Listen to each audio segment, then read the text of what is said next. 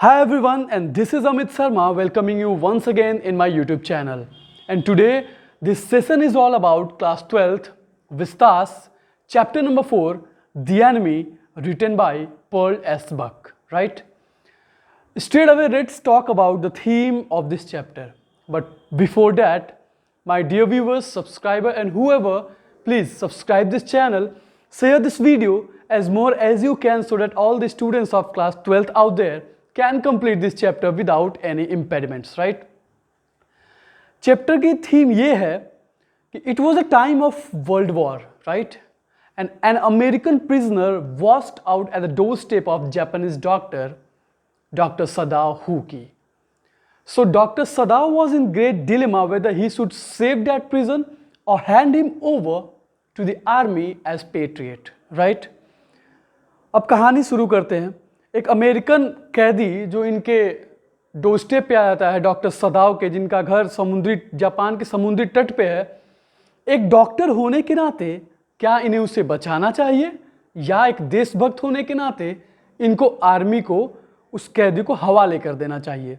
ठीक है, अब आगे बढ़ते हैं, कहानी को शुरू करते हैं. कहानी शुरू होती है कि डॉक्टर सदाओ हुकी के पिता बचपन में इनके साथ उन्होंने कभी मजाक नहीं किया था. इनको सीरियस एजुकेशन दिया था और इनके एजुकेशन से वो बहुत कंसर्न थे. और एज अ रिजल्ट जब ये 22 साल के हुए तो इनको अमेरिका भेज दिया गया मेडिकल और सर्जरी की पढ़ाई के लिए. महज 8 साल में वहाँ पे वो एक स्पेशल ये सर्जन हुए, डॉक्टर के साथ साथ मेडिकल साइंटिस्ट भी हुए. और डॉक्टर सदाओ के पिता ने डॉक्टर को एक बेहतरीन सर्जन बनते हुए देख लिया था. अब जब वो वापस आते हैं तो इनकी पत्नी हाना, ये दोनों अपने घर के बालकनी में खड़े होते हैं. मौसम बहुत खूबसूरत रहता है और तभी समुद्री तट में सामने से कोहरे में से कोई आदमी चलता हुआ आता सामने दिखाई देता है और मुंह के बल वो गिर जाता है.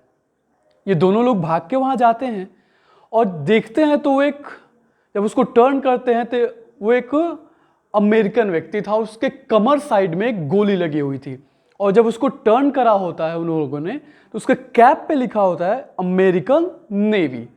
तो इससे ये क्लियर हो जाता है कि वो एक बंधक है जो भागा है और उसको भागते वक्त गोली लगी है. यहाँ पे डॉक्टर सदाओ बहुत ही ज़्यादा धर्म संकट में हैं. एक डॉक्टर होने के नाते क्या उनको इस व्यक्ति को बचाना चाहिए? एक जापानीज देशभक्त होने के नाते क्या इन्हें इसको आर्मी के हवाले कर देना चाहिए? लेकिन doctor Sadao as being a doctor and to follow the doctor's oath he decided to save that person first. So in order to save him, both Hana and Dr. Sadao Huki dragged that person into their home, right? तो उसके अभी कमर पे घाव लगा होता है और खून बहाव तो, लेकिन अभी समुद्री काई लगने की वजह से खून थोड़ा सा रुक गया होता है. और डॉक्टर सदाओ जब जांच करते हैं और उस मॉस को हटाते हैं तो फिर से ब्लीडिंग होने लगती है. हालांकि वो डिसाइड करते हैं कि लोग घर लेके आएँ. जब घर लेके आते हैं तो उनकी मेड जो रहती है यूमी, उनसे कहते हैं कि तुम गर्म पानी ले आओ और इसको साफ करो. लेकिन वो यूमी मेड तुरंत इसका विरोध करती है कि मैं कभी अंग्रेज व्यक्ति को नहीं छुई हूं और ये देशद्रोह का काम है, आप मत करो ऐसा. लेकिन फिर हना को गर्म पानी से लेके उसको साफ करना पड़ता है और फिर डॉक्टर सदाओ हुकी उसका ऑपरेशन करते कमर के पास से वो गोलियां निकाल देता है.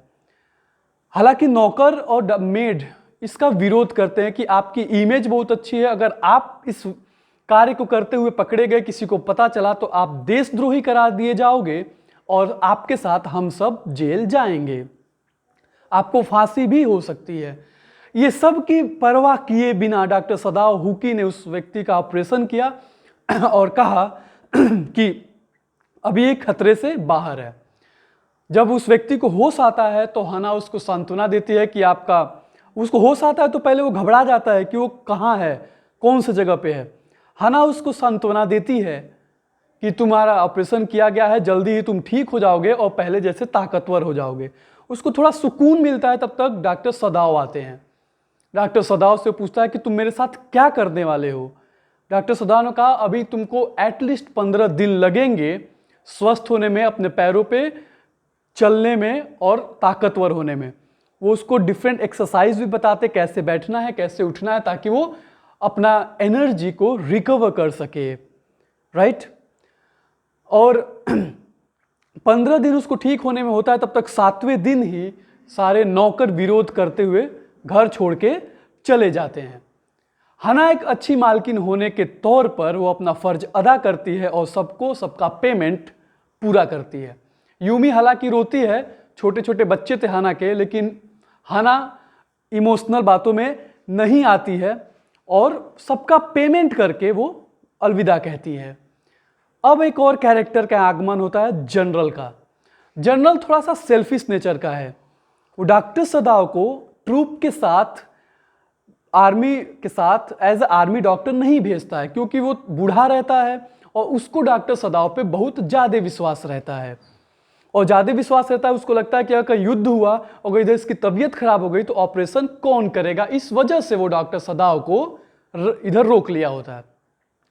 जब जनरल को इस बात को पता चलती है तो वो थोड़ा सा डॉक्टर सदाव के ऊपर गुस्साता भी है, लेकिन वो करता क्या, क्योंकि उसको सदाव के ऊपर ज़्यादा विश्वास था। उसको लगता था कि डॉक्टर सदाव ही उसकी मदद कर सकता है। तो वो प्लान बनाता है डॉक्टर सदाव के साथ। वो ये कहता है कि वो प्राइवेट 2 एसेसिन्स, कत्ल करने वालों को भेज के उस अमेरिकन कैदी को क्या करेगा, वो मरवा देगा। लेकिन 1-2 दिन बीत जाते हैं और कोई नहीं आता है। और उसके बाद रात को डॉक्टर सदाव उस कैदी के लिए किनारे तट पर नाव की व्यवस्था करता है, पुराने कपड़े देते हैं, भोजन देता है और एक फ्लैश लाइट भी देता है। कहता है कि तुम यहाँ जाओगे, पास में एक आइलैंड मिलेगा और यहाँ पे कोरियन बोट तुमको मिल जाएगा, तुम चले जाओ। यदि तुमको खाना कम पड़ जाएगा तो तुम 2 फ्लैश लाइट कर देना, अंधेरे में मत करना, क्योंकि पकड़े जाओगे। जब सूर्य ढलेगा तब मुझे इंडिकेशन कर देना, अगर मिल गया तुम चले गए तो कोई इंडिकेशन मत देना। और इस तरह से डॉक्टर सदाव उस अमेरिकन प्रिजनर को भगा देता है। और जब वो भगा देता है तो वहां पे वो खड़े होकर सोचने लगता है कि how did he struggle in America when he was student, how American were doing prejudice kind of behaviour, he had to do a lot of struggle to find rooms and quarters when he was in America. इसको पक्षपात और discrimination का सामना करना पड़ा था, क्योंकि ये जापानीज था। हना से शादी ये तब करता है जब इसको पता चल जाता है कि हना प्योर जापानीज है।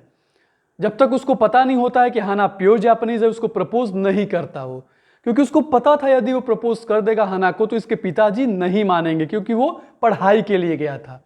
लेकिन जब सदाव को पता चलता है कि हना प्योर जापानीज है तो वो उसकी शादी बड़े ही धूमधाम रीति रिवाजों से की जाती है। लेकिन फिर वो सोचता है कि वो क्यों नहीं मार सका, कैसे उसका इलाज किया और कैसे उसने ही उसको जाने दिया। वो अपने ही एक्ट पर अब वो सोचने लगता है। So this was the my story, my all dear students, the enemy, one of the favourites of all and most touching. Question ये पूछते हैं कि जनरल का क्या डेरिलिक्शन ऑफ ड्यूटी या लॉयल्टी देश के खिलाफ नहीं था, ये पूछा जा सकता है। डेरिलिक्शन ऑफ ड्यूटी था, कर्तव्य से लापरवाही। डिसऑनेस्टी भी थोड़ा सा, लॉयल्टी नहीं है उसके अंदर, ये भी दिखाया गया है। फाइनल सॉल्यूशन डॉक्टर का क्या इस सर्कमस्टांसेस में सही था, तो हाँ वो सही था। और छोटे क्वेश्चंस जो आप कर लोगे। तो this was the chapter was all about my dear student. Very soon I will come with another chapter, another explanation, and don't forget to subscribe this channel, share this video as more as you can so that everybody can study it. Till then, do not forget to sanitize your hand wherever you are with alcohol-based sanitizer so that all germs and bacteria can be detected and you can find yourself in safe zone. Till then, take care. Bye.